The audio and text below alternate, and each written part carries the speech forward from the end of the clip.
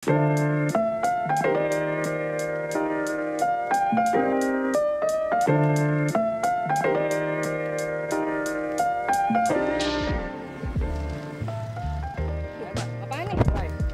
baik, langsung ya.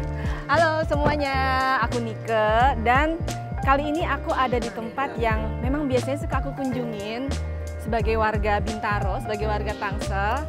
Tempatnya apa? Yuk kita lihat ya.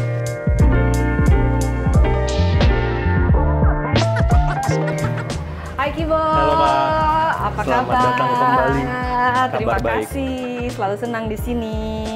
Nah teman-teman, ini adalah Rahmat Indrani atau lebih akrabnya dipanggil Kibo, sosok di balik tempat yang sering aku kunjungin ini, yang namanya Smiljan Space. Smiljan Space. Dan di episode Main Ke kali ini kita akan ngebahas soal Smiljan Space dan apa aja sih yang dikerjain sama Kibo dan tim.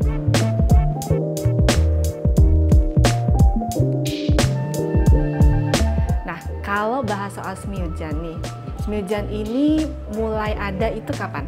Smiljan ini kira-kira 1,5 tahun lalu lah. 1,5 tahun yang lalu. Dan sebenarnya itu pemikiran bahwa mau bikin space ini tuh sejak kapan sih Kibo dan kenapa? Sebenarnya sedikit kecelakaan gitu ya, karena ketika pandemi kan aku sering keliling ke tempat-tempat kopi buat kerja gitu ya secara remote. Tapi akhirnya aku sadar bahwa di Bintaro itu ternyata nggak punya tempat yang benar-benar mendukung ekosistem kreatif di kota itu gitu. Jadi aku ngerasa, jangan kalau kita nggak ada, ya kita bikin aja gitu. Kebetulan hal-hal seperti itu bersinggungan sama kegiatan sehari-hari yang aku lakuin. Awalnya kita pengen bikin community hub yang juga waktu itu aku lagi seneng-senengnya sama specialty coffee. Jadi trigger awalnya adalah specialty coffee. Terus kita pengen bikin tempat buat kumpul-kumpul sama teman-teman dan mendukung komunitas. Tapi akhirnya direspon dengan baik karena ternyata banyak orang-orang kreatif di Bintaro nggak punya tempat buat mengekspresikan apa yang mereka lakuin. Salah satunya pameran seni yang kita lakukan tiap bulan. Bukan cuma pameran seni tapi pameran yang berhubungan sama kreasi gitu ya. Mereka mau bikin apapun itu kita dukung gitu ya, kita fasilitasi. Nah akhirnya berkembang lagi jadi ruang komunitas, kita support buat komunitas mau bikin acara atau apapun event di sini kita support. Dan juga seiring berjalannya waktu aku pikir buku-buku kenapa aku nggak taruh di sini. Lalu jadilah perpustakaan. Perpustakaan berkembang menjadi ruang literasi. Dan akhirnya berkembang juga jadi ada merchandise store yang kita membuka peluang bagi teman-teman kreatif buat naruh barang di sini. Jadi aku rasa sih visinya berkembang jadi multi purpose space for multi sensory experience. Jadi mereka datang sini mereka mendapatkan banyak hal. Mungkin sekarang bisa ajak aku buat lihat-lihat. Boleh banget. Nanti kita keliling. Oke. Kalau kita lihat pas pertama kali masuk ini area bar ya, jadi diterima langsung oleh area bar, jadi barista-barista bisa ngasih hospitality dan ngarahin buat ke tempat-tempat ruang yang lain. Nah ini biasanya ada sharing table gitu ya buat teman-teman yang biasanya bekerja kreatif dari luar rumah, bekerja di kafe, ini bisa jadi area bareng-bareng gitu. Buat komunalnya ya, buat komunal. meeting, Terus kalau teman-teman yang memang suka lebih spesifik tentang specialty coffee, biasanya akan langsung nyentuh area bar ini buat komunikasi langsung sama baristanya. Ya, jadi sebenarnya nggak ada definisi yang jelas mengenai ruang apa, tapi kita pengen tadi sesuai tujuan kita dengan multi purpose space itu, ruang-ruang itu bisa di-blend jadi banyak hal gitu ya. Jadi kayak ruang ini dan ruang ini itu bisa sebenarnya jadi ruang pameran juga karena dinding-dindingnya bisa dipajang beberapa karya gitu. Nah, yang membedakan mungkin elevasinya jadi membentuk sebuah ruang-ruang yang beda gitu ya.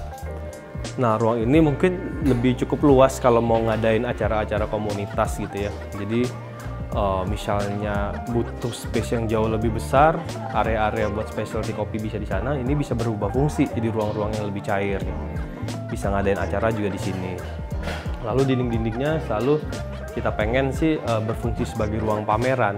Jadi kalau dulu ruang pameran itu adalah ruang kosong gitu ya, tapi sekarang kita coba blend, jangan-jangan bisa berpameran sambil orang beraktivitas di sekitarnya gitu Pak. Betul, apalagi kalau misalnya karya-karya seni ini dipamerkan di tempat yang publik memang datang, ya karya seni juga lebih accessible juga ya Kibo ya? Betul, jadi lebih inklusif ya, jadi nggak terlalu eksklusif di suatu tempat yang sulit orang jangkau.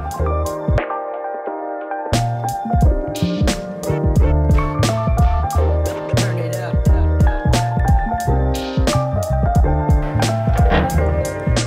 kalau di ruang ini mungkin sifatnya semi outdoor ya. Jadi kalau misalnya ada teman-teman yang pengen melihat karya tapi juga ngopi dan sambil ngerokok, nah bisa di ruangan ini.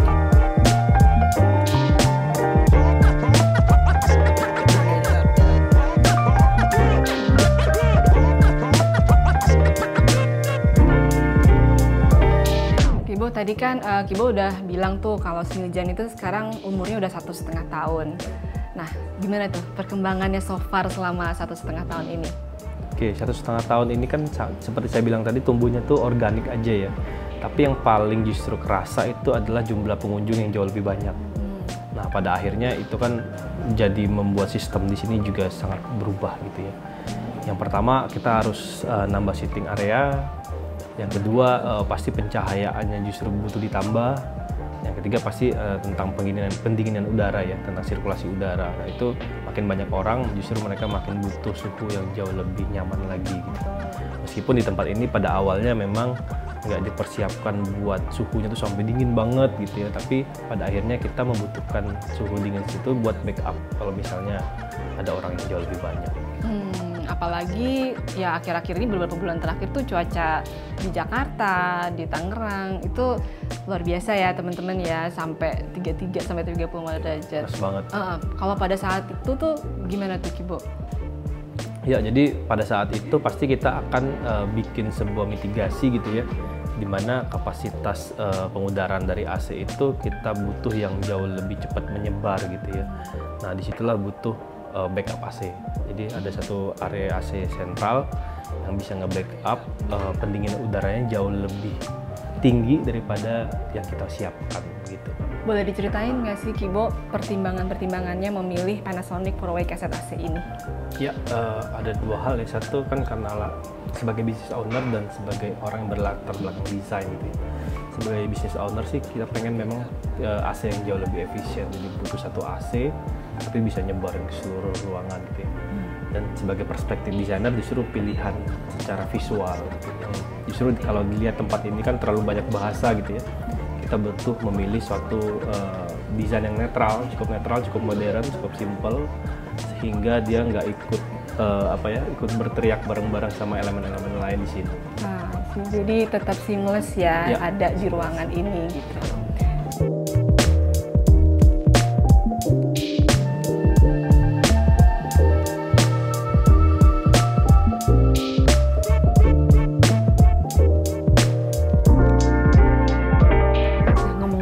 Outdoor AC-nya sendiri tuh di mana sih, Kibo? Kalau outdoor AC sendiri kita taruh di outdoor di bagian depan.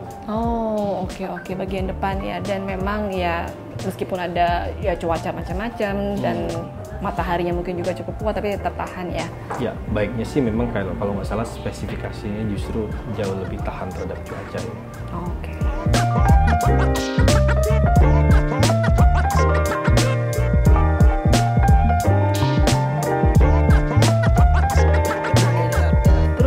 Ada kepikiran rencana apa nih Kibo untuk mengembangkan Smiljan berikutnya? Ya, karena kita ngerasain banget dampaknya gitu ya, dan juga prosesnya lumayan seru buat komunitas di sini gitu ya. Jadi justru kita pengen punya mimpi, jangan-jangan Smiljan dan ruang komunitasnya bisa hadir di tiap-tiap kota kecil justru. Di banyak tempat kecil, di Indonesia justru mensupport perkembangan komunitas dan ekosistem desain di sana. Makasih ya Kibo ya, udah boleh main ke Smiljan kali ini, udah diajakin ngobrol-ngobrol.